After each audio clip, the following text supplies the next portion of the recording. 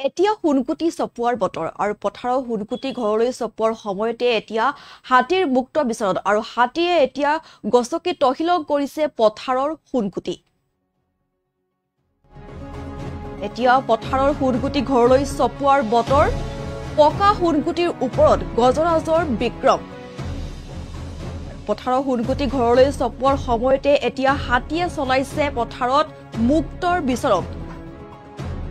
আৰু পলাকবাৰী সমষ্টি কেইবাখনো গাঁৱৰ পকা ধাননি পথাৰত গজৰাজৰ অবাধ বিচৰণ আৰু ব্যৰ্থ যেন বন বিভাগ আৰু গাঁৱৰ ৰাইজৰ অভিযোগ হাতী খেলা ক্ষেত্ৰত যেন ব্যৰ্থ হৈছে বন বিভাগ। পকা হুনকুটি ওপৰত গজৰাজৰ বিক্ৰম, পলাকবাৰী সমষ্টি কেইবাখনো গাঁৱৰ পকা ধাননি পথাৰত এতিয়া গজৰাজৰ অবাধ বিচৰণ, ব্যৰ্থ যেন বন বিভাগ। এই মুহূৰ্তত দেখুৱাইছো দৃশ্যাংশ। এই দৃশ্য হৈছে পলাকবাৰী সমষ্টিৰ বহুকেইখন গাঁৱত পকা ধাননি পথাৰত এতিয়া এইদৰে গজৰাজে চলাইছে মুক্ত বিচৰণ আৰু এতিয়া পথাৰৰ হুনকুটি চপোৱাৰ বতৰ আৰু পথাৰত ধান কাটিবলৈ নোপোৱাৰ সময়তে এইদৰে এতিয়া হাতীয়ে চলাইছে পথাৰত মুক্ত বিচৰণ আৰু এফালৰ পৰা তহিলং কৰিছে পথাৰৰ হুনকুটি।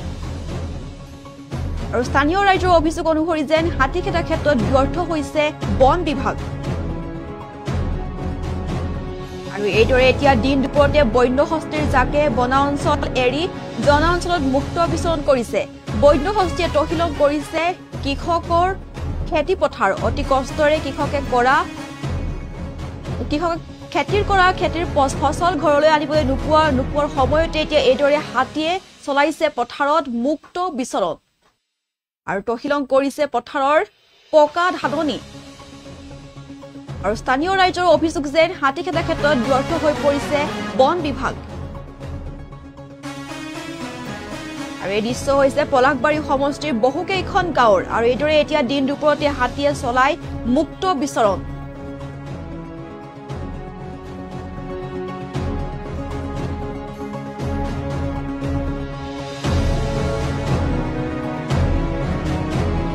উক্ত অঞ্চলৰ লোকৰ কিছু মন্তব্য আছে, মন্তব্য শুনাবলৈ চেষ্টা কৰিছো।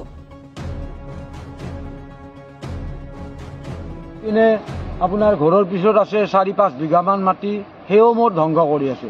যে হাতীবিলাক ফৰেষ্টাৰবিলাক আহি ৰাস্তাৰ কাষত তাতে থিয় হৈ থাকিল, তেওঁলোকৰ কোনো হেৰি কৰবা বা তেওঁলোকে খেদি পঠিয়াব লাগে এই একো গুৰুত্ব নাই। খালি হাতীৰ পিছে পিছে যাব, চাব, ৰাস্তাৰ কাষতে থাকিব, কোনো এটা প্ৰটেকশ্যন নাই। আৰু আজি মোটামুটি কালি পৰহিৰ পৰা হাতী মোটামুটি 12-15টামান হাতী আহি এই ৰৱামাটি গাঁৱত যিটো নষ্ট কৰি আছে খেতি পথাৰ, আচলতে দুখ লগা কথা। গতিকে ইয়াৰ কিবা যদি প্ৰশাসনে যদি ব্যৱস্থা নলয়, ফৰেষ্ট অফিচাৰে যদি ব্যৱস্থা নলয়, এই কথাটো আচলতে গুৰুত্বপূৰ্ণ হ'ব বুলি মই কেতিয়াবা ভাবোঁ। ইয়াতে যে মানুহ নমৰিব, এই চাওক মোৰ ঘৰৰ পিছত এই ৰাস্তাটোৰ ওচৰত শেৱালি ফুল বটলি থাকে গধূলি ৰাতিপুৱা 4টা বজাত শেৱালি ফুল বটলে, 4টা বজাত হাতী 10টা হাতী 15টা হাতী পিন্ধি যায়। গতিকে এওঁলোকৰ যে একদিন মৃত্যু নহ'ব এইটো কোনো মানেই নাই। গতিকে আপোনালোকে অলপ কি কৰিব পাৰে এই হাতীখিনি, এই পকা ধান মানুহৰ হাজাৰ বিঘা পকা ধান নষ্ট কৰি যিটো পৰিৱেশৰ সৃষ্টি কৰিছে, যিটো আতংকৰ সৃষ্টি কৰিছে হাতীকেইটা আহি, তো আপোনালোকে অলপমান এইটো কি কৰিব পাৰি সুব্যৱস্থা কৰিলে মোৰ হিচাপত ভাল হয়। ৰেঞ্জাৰ আহিছিল না? ৰেঞ্জাৰটো আহি পোৱা নাই। মোটামুটি আজিতো এতিয়া বামুণী গাঁৱত তেওঁ ডিঅফো আছে, তেওঁ আকৌ গুৰুত্ব লোৱা নাই। আৰু আপোনাৰ লহৰঘাট আমাৰ ওচৰতে ৰেঞ্জাৰ আছে, তেওঁলোকে আহি পেলাই হাতী ক'ত আছে, কেনেকুৱা জেগাত থাকে, এইটো এটা ব্যৱস্থা কৰা তেওঁলোকক আজিকালি মই দেখা নাপালোঁ। মই দেখাই নাপালোঁ আজি মোটামুটি 2 বছৰ 3 বছৰ। আৰু বোলে নতুনকৈ আহিছে বোলে, তেওঁলোক কমচে কম আহি এতিয়া এটা সুব্যৱস্থা কৰিব বুলি মই ভাবোঁ। আপোনাক এইখিনিয়ে ক'লোঁ আৰু কি কৰিম। আমি ইমান কষ্ট কৰি পুতো, ৰোৱনীৰ খৰচ 500-600কে লয়। এতিয়া আমাক কি কৰিব চৰকাৰে? এতিয়া 5-6 বছৰ এনেকে ধান মাহ খাই পেলাই শেষ কৰি দি আছে। এতিয়া চৰকাৰে আমাৰ ব্যৱস্থা ল'ব লাগে, ফৰেষ্টৰ মানুহ আহিব লাগে।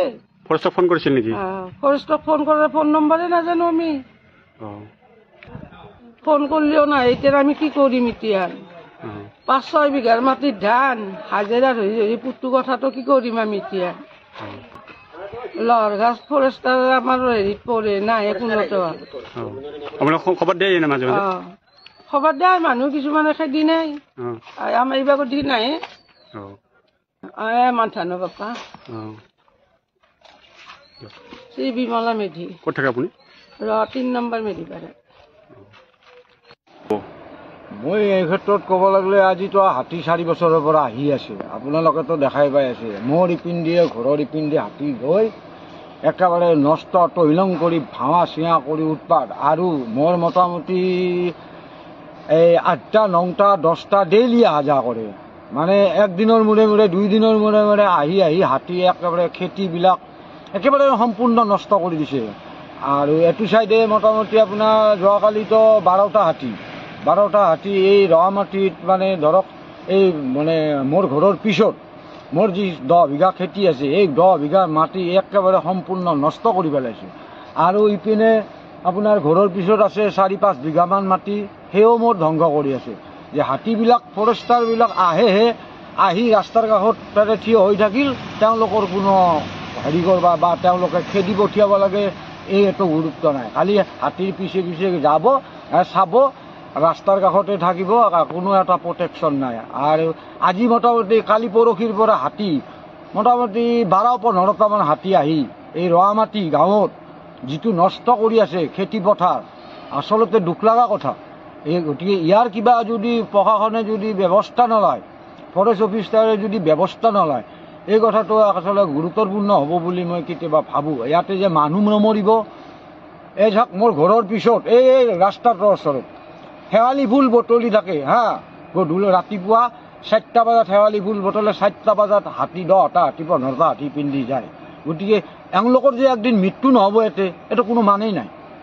গতিকে আপোনালোকে অলপ কি কৰিব পাৰে এই হাতীখিনি, এই পকা ধান মানুহৰ হাজাৰ বিঘা পকা ধান নষ্ট কৰি যিটো পৰিৱেশৰ সৃষ্টি কৰিছে, যিটো আতংকৰ সৃষ্টি কৰিছে হাতীকেইটা আহি, তো আপোনালোকে অলপমান এইটো কি কৰিব পাৰি সুব্যৱস্থা কৰিলে মোৰ হিচাপত ভাল হয়। ৰেঞ্জাৰ আহিছিল না?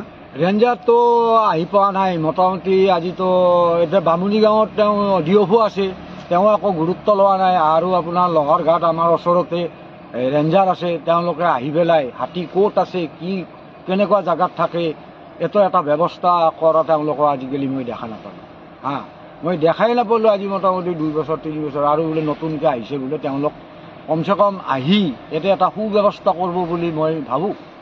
আপোনাক এইখিনিয়ে ক'লোঁ আৰু কি কৰিম আমি ইমান কষ্ট